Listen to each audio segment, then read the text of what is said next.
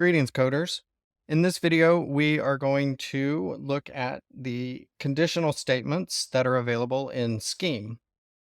So Scheme has this idea of a statement.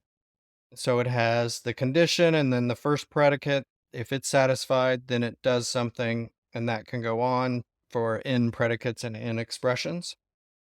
And then if none of those are reached, it can do an else. This is similar to our if then else if from C and C++, or also a case statement.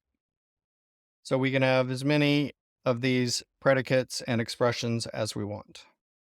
However, at the end of whatever's executing, and this is typically true, you want your embedded values to return a value.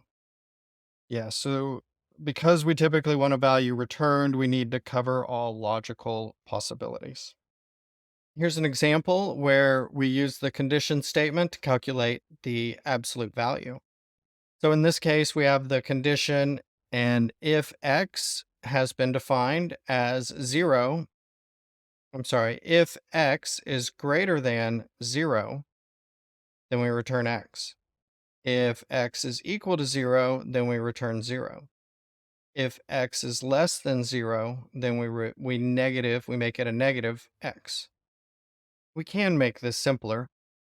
We don't really need the three cases. So we could create a conditional that said if x is less than 0, then we negative x it. Otherwise, we return x. So even in the case of when x is 0, returning x is the same thing. We can also use an if is true else statement. So if Boolean, then if that Boolean evaluates to true, it does this. Otherwise, it does something else. This is always going to have an else so that a value is always returned.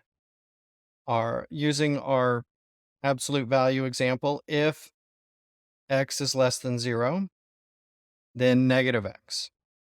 We otherwise are going to return x.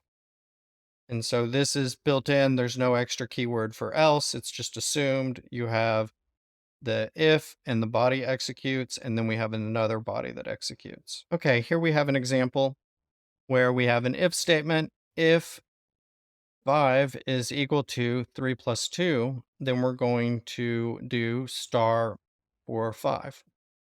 If it's not, then we would do 20 divided by 4. So in this case, we get 20, which is 4 times 5. If we were to change this to 99, we would then get 5.